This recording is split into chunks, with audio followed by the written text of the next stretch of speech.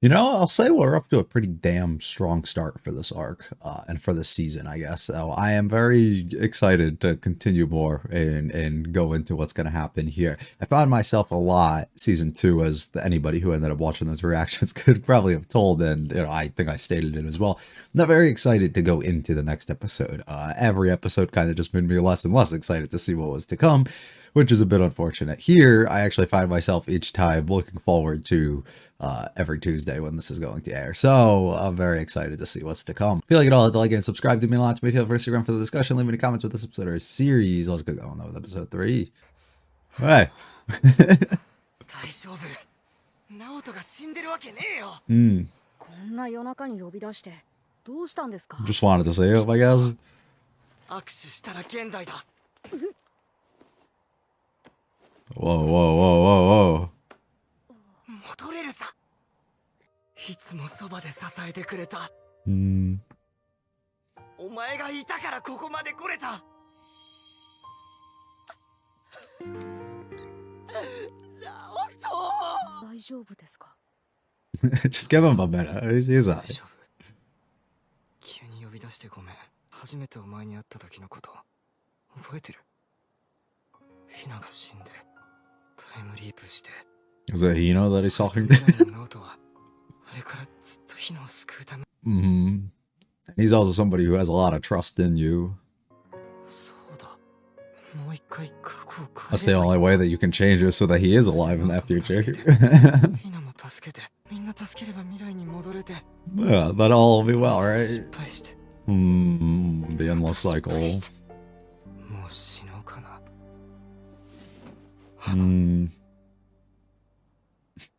大好き。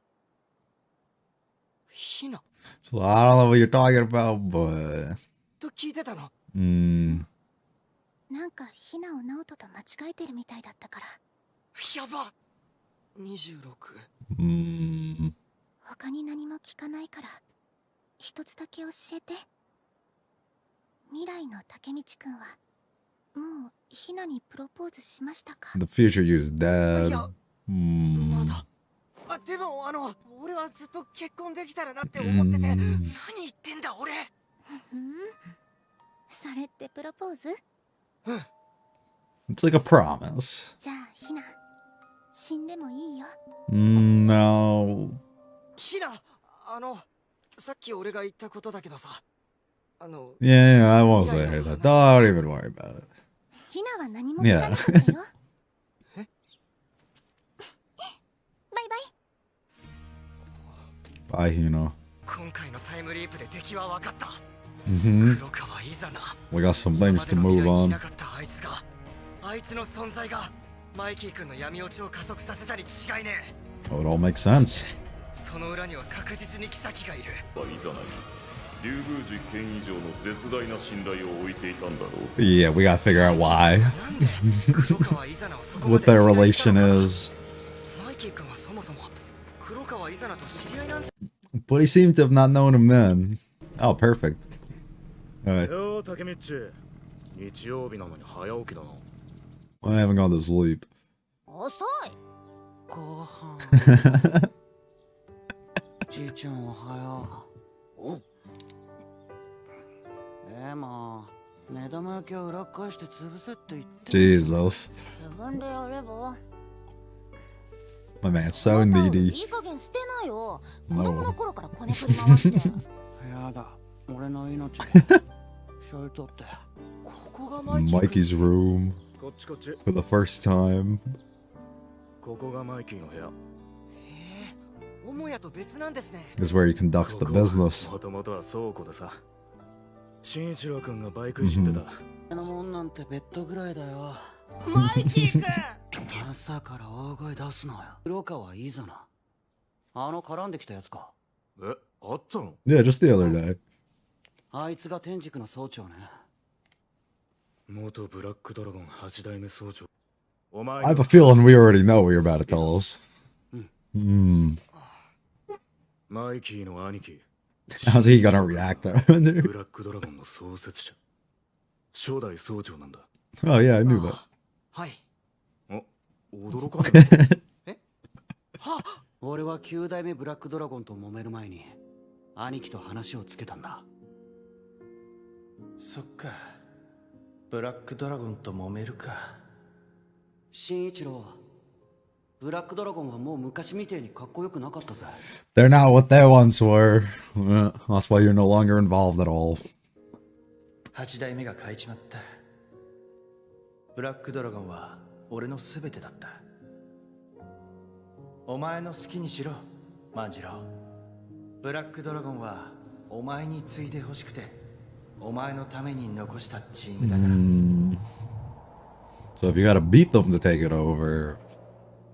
How old was his brother, by the way, too? Because the fact that they went through like 10 generations and he did not seem that old is a little, 黒川イザナとは知り合いじゃなかったんですか？知らない。うちのお兄ちゃん Oh. 何が？ Oh. だからうちのお兄ちゃんだよ。 Oh. 黒川イザナ。 Like real or like... Oh. ちょっとマイキーには何度も話したよ。 But like マイキーに real? とっても異母兄弟なんだからね。 Oh. Oh. で Oh. 旧姓は黒川で、そっちにもお兄ちゃんがいたって。え、そう。 Huh. That's a, that's a problem. Oh. 全然人の話聞いてない。ああ、思い出した。嘘つけ。エマちゃん、その You gotta tell us about him, please. 黒川イザナについて何か覚えてることある？さすがにないかな。エマ3歳までしか一緒にいなかったし。 Oh. So the connection's not that strong. 新兄と仲良かったみたいだよ。 Oh. 新に新一郎と。ちょっと待ってて。 Your family dynamic's confusing. 仲良しっていうか。 They were lovers. 何かわかった？ Probably just normal stuff. 今日何があったとかそういうのばっかりだ。多分これが一番最初の手紙だ。え？背景、新一郎様。この前は訪ねてきてくれてありがとう。家族がいて嬉しい。 What do you get? I don't get it. ちょっと風に当たってくるわ。え？最近ずっと頭が痛い。苦しい。きっとあいつのせいだ。万次郎の話はもうしないで。家族が欲しかったんだ。え？うちには家族ができたけど、お兄ちゃんには。初めて自分を訪ねてきてくれた新一郎くんが唯一の支えだったとしたら。 And then having another brother like Mikey, though. 嫉妬？ Yeah. ああ、 Yeah. マイキーへの激しい嫉妬、恨み。 But how does that relationship evolve into something else in the future? 9代目ブラックドラゴン総長マダラメシオンの言ったセリフ。8代目の意志を継げ、佐野万次郎。そして東京卍会はブラックドラゴン。 So the will of the 8th generation was solely to crush Mikey. 1代目総長は Yeah. 黒川イザナだ。そう。 And take things from him in a way. カズトラに粉かけてたのも新一郎君にバレないようにマイキーを潰すため。 Yeah. 黒川イザナの仕組んだことだとしたら、黒川イザナの支援だったとしたら。新一郎くんのいない今、天竺を作って自ら乗り込んできたんだ。Mm-hmm. 今度こそマイキーくんを潰すために。 That just makes the future shit even weirder, though. だからこの話をした。おう。 Sure. この先は一人で動く。え？もうお前を巻き込めない。は？何言ってんだよ今さら。直人が死んだ。奴の恨みを利用した妃テッタ。マイキー君は二人の手に落ちるんだ。その前に Not ideal. 腐った兄弟喧嘩を俺が終わらす。俺が妃とイザナを殺す。 That's a bit extreme, but honestly, that might be what needs to happen. 分かってくれ、チフユ。 Sure, dude. 一番隊はどうする？ Yeah, you can have it. 俺個人の戦いだ。じゃあお前がそう説明しろ。俺が呼ばれた時点でみんなも呼んだ。Oh my. We're all outside, by the way. はただの兄弟喧嘩じゃねえぞ。伝説のチームを作った新一郎君、そのチームを悪に染めた黒川イザナ、そしてそれを潰したマイキー君、その流れの中で東卍は誕生して、チーフユ The Bond of Brothers. その流れの中で俺はあの人に出会った。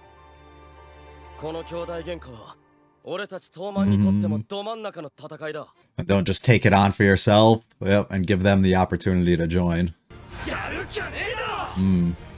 みんな Oh, this is what he meant by I thought he meant everybody. マイキー君の敵は東卍の敵だって。史上最強の不良地点として見逃せねえだろ。てかマイキー君の家庭複雑すぎじゃね That is. I can't either. 番隊隊長いるか。 Who the fuck are you? いいとこなのに東卍の特攻服 Who are you? けど誰だ。 Oh, この人って5番隊隊長の。気をつけろ竹道。 what the fuck is happening? どういうこと。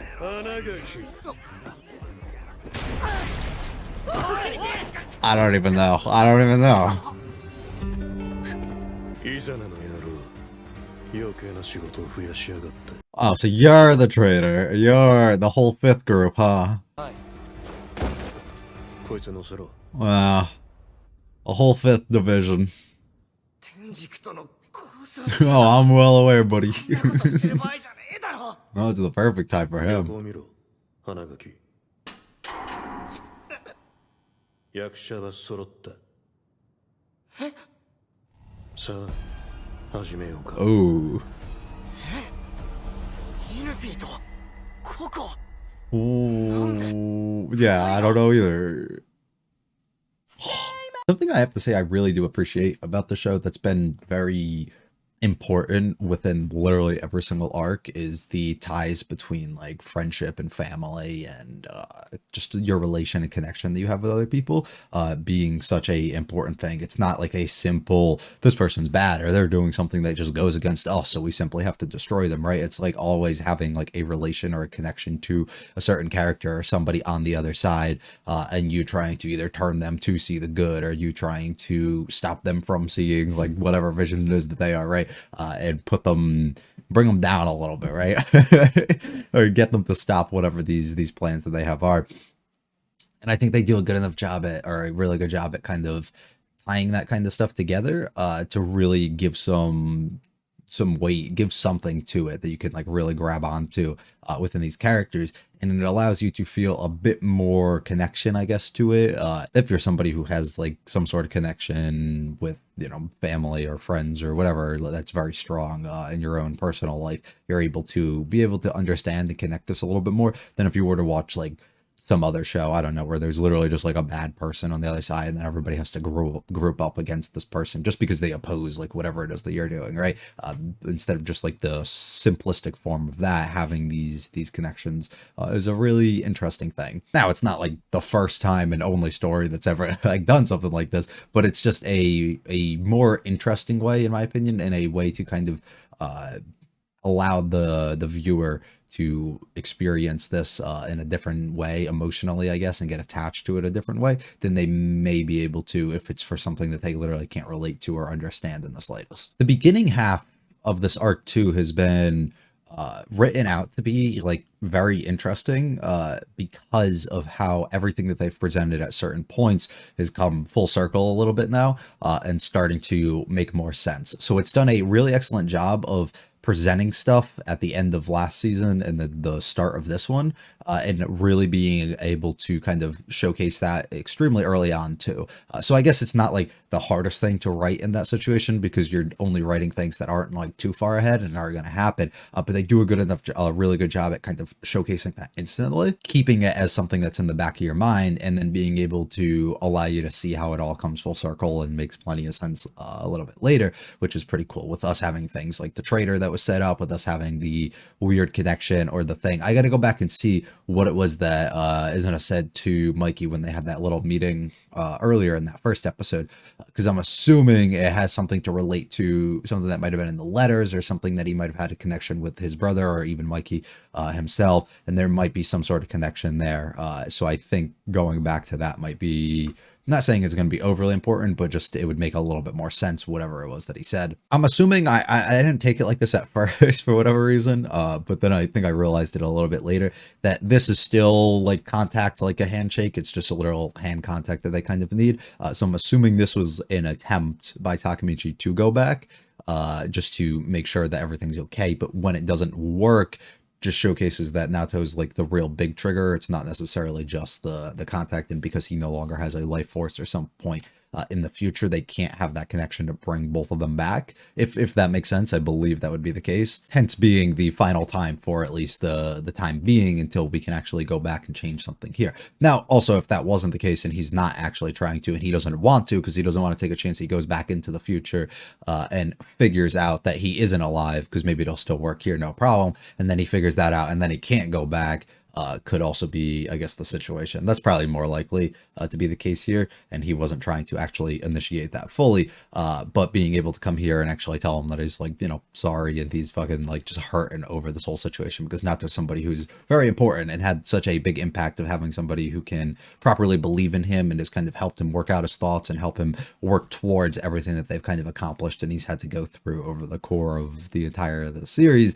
It's a big deal to possibly lose somebody like that, of course. So of course he's going to break down like this. He starts spilling it all here because he's kind of just at a loss for what his next step is or what he can do. Also realizing the idea that every time we lose somebody in the past, or he finds out that somebody's been lost at some point in the past, he's been able to go back and kind of adjust that and fix that. So taking the chance now that he possibly has lost somebody fully and there is no saving that, which isn't the case because he definitely can, but having that realization that there might not be a way to properly fix this is definitely kind of leaving him to a point that he can be broken, where he starts spilling literally everything to the point that Hino is actually the one there and ends up hearing him and starts questioning him about some things. I would have liked, I guess, for her to question a little bit more and, you know, be a bit more caught off guard, because it's a big deal to figure out, you know, somebody's claiming to be coming from the future at times, right? Like it's a big thing, but the fact that she just kind of like buys it, I guess you can just read into it like she just trusts him, or she understands like he might be going through a lot, so he might just be like saying some random shit right now. Also could be a play into that, but I do wish that she did question him a bit. But like, to keep the story moving, sometimes maybe it's not necessary that we kind of go that far, and she doesn't really decide to ask too many questions and she just lets him be, so it's always nice to see her. So no problems there. We get to meet Draken and we get to see Mikey at the boarding and his life with his grandpa and Emma and all them, which is great. He's the same as always, which is great. It's nice to see how Emma actually is too, and she seems great. First time at Mikey's house, and getting to relive a little bit things about his brother and how the impact, I guess, Draken is, or he's had on Draken's life as well. And we have our first little talk here about what's going on. Takemichi makes a really smart decision to actually come forward and tell these things to the two people who are probably most important for him to tell it to, and bring the idea about what Izuno's doing and Kisaki or whatever else is happening here with Tenjiku. This part's great. Specifically bringing up the idea that we're going to tell him that he, or Mikey's brother, was the founder of Black Dragons, and then Takemichi not being caught off at all by it. But then later when Emma comes in and mentions the thing about Izuno being the brother, everybody's caught off, which makes it even better. I also like the idea that Emma's told him this multiple times. He literally can't remember. So that entire conversation that they had when they introduced each other a little bit ago could have been entirely played out differently had Mikey, you know, paid attention and not just kind of dismissed everything that she's told him before. Essentially, through seeing the letter exchange and everything along those lines, it seems as though Izuno's had his family kind of taken from him, and then he no longer had anything within his life. So Mikey's brother being the one involved here to kind of provide that and give him something, make him feel like he has a place he belongs or a family in some sort of way, was definitely a big deal. But the problem is having a brother like Mikey, somebody who he's actually with all the time, and he can kind of become a little bit jealous of in a way, seeing that you're probably taking time and maybe taking somebody from you is a big issue with some people, you know, and not having all the attention placed on them, and feeling like possibly you are losing out on somebody who is so rapidly or so important to you, causes Izuna to basically go on a thing of revenge for the entirety of his life up to this point. I'm assuming we'll play into Emma a little bit more. Maybe try and get her to meet up or use her in some sort of way, or just give her an opportunity to talk to Izuna and see if maybe, you know, providing that thing of family or somebody back with you at some point could maybe stabilize him a little bit. It's not going to end up working or doing anything probably, but I do wonder the route that we kind of go when we go into that. This kind of pisses Mikey off to a certain point. Takemichi trying to take on this fight entirely for himself, and thinking that this is the only way that he can do this, and he wants to go out of his way and kill these other people because of the things that they're kind of doing and causing harm to everybody else around him. Chifuyu being like, we're not doing that. You got a whole group of people. This is a whole thing. Like, you know, we're brothers at this point, and we have to go out of our way and work together and do this, and also just give us the opportunity to, if we want to or not, you know, at least tell us what's going on and let us make our own decisions for that, which I really think is a mature standpoint for him to take. He has those moments, he can be dumb and he can be stupid, right? But he has those moments too where he comes forward and he can definitely see a bit more clear than maybe Takemichi or somebody else probably can, which has been pretty cool. And everybody kind of forms up and we're all in agreement about what we're going to do next. We end up meeting this person with the mask and this guy who is apparently the 5th division leader, and he just beats the shit out of us when they basically set us up and everyone else pulls up. And then we end up coming to a place where we have these two with us now. So I'm positive at this point, at least, that this guy is the one that we were told to watch out for as being a traitor, and not just him, but probably the entirety of Division 5, which is a concerning, very concerning thing to have to think about. So I'm wondering why the other two are with us, why they're all beaten up, what exactly he's trying to question us or do to us or do with us, or what's on his mind. I don't know. And I got none of that, but I believe that's the case. There's zero reason that he would have to do what he did to us and drag us here just to have a conversation about what like the next play is or something, if he was on our side. So it makes full sense for him to actually be a part of Tenjinku probably, or just a follower of somebody involved there, and using this as ways to be, you know, the person involved on the inside and figure out whatever info and things that he can and feed it down to everybody else that's at the top, which is kind of fucking shitty, but it makes things a little bit more interesting. Gonna be all from me. Very fun, again, and I'm very excited to see kind of what's to come. We keep doing some more and more setup, which is good, allowing these ultimate climax moments that are going to come at some point within the arc to hit a little bit more, and I think that they've done a really good job at setting this up where maybe they haven't done so well, especially in the previous season in certain moments. So we're off to a very, very good start.